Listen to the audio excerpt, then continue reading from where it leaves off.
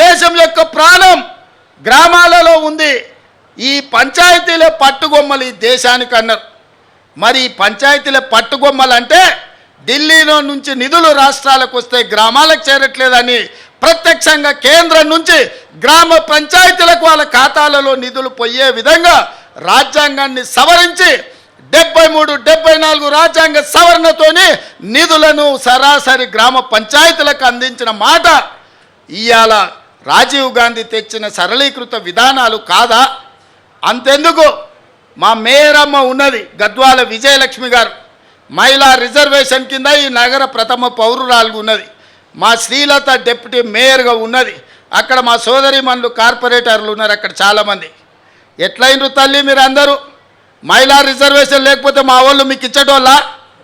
మీకు ఈ కుర్చీలు దక్కేవా? ఈ నగరానికి ప్రథమ పౌరురాలుగా గద్వాల విజయలక్ష్మి అయి ఉండేదా? ఆడబిడ్డలకు అధికారం ఉన్నప్పుడే ఇల్లుతో పాటు రాజ్యంలో కూడా మీకు వాటా ఉండాలి అని ఆడబిడ్డలకు మహిళా రిజర్వేషన్ను తీసుకొచ్చిన మహిళా పక్షపాతి రాజీవ్ గాంధీ.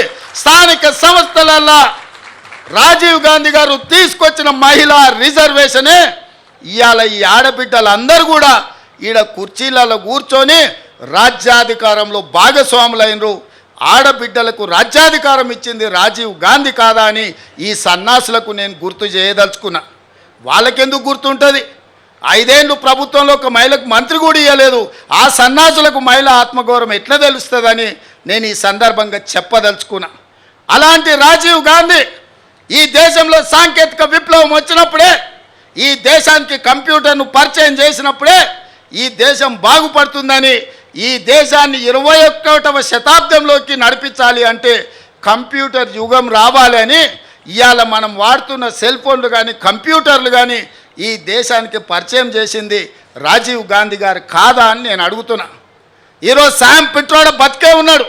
ఈ సాంకేతిక విప్లవం ప్రపంచంతో పోటీ పడే విధంగా ఇవాళ సిలికాన్ వ్యాలీని మనం నడిపిస్తున్నాము, అమెరికా ఆర్థిక వ్యవస్థను మనం శాసిస్తున్నాము అంటే సాంకేతిక విప్లవం ఈ దేశంలో తెచ్చింది రాజీవ్ గాంధీ. అందుకే ఈరోజు మనం ప్రపంచంతో పోటీ పడగలుగుతున్నాం. ఈరోజు ట్విట్టర్లో పెడుతున్నాడు, అమెరికా పోయి కంప్యూటర్ చదువుకున్నా అంటున్నాడు. ఆ కంప్యూటర్ని పుట్టించింది ఈ దేశానికి పరిచయం చేసిందే రాజీవ్ గాంధీ సన్నాసి.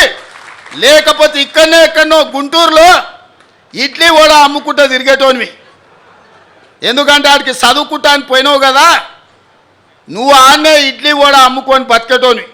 లేకపోతే రైల్వే స్టేషన్లో చాయ్ సమోసా అమ్ముకుంటా సిద్దిపేటలోనే ఉండేటోనివి.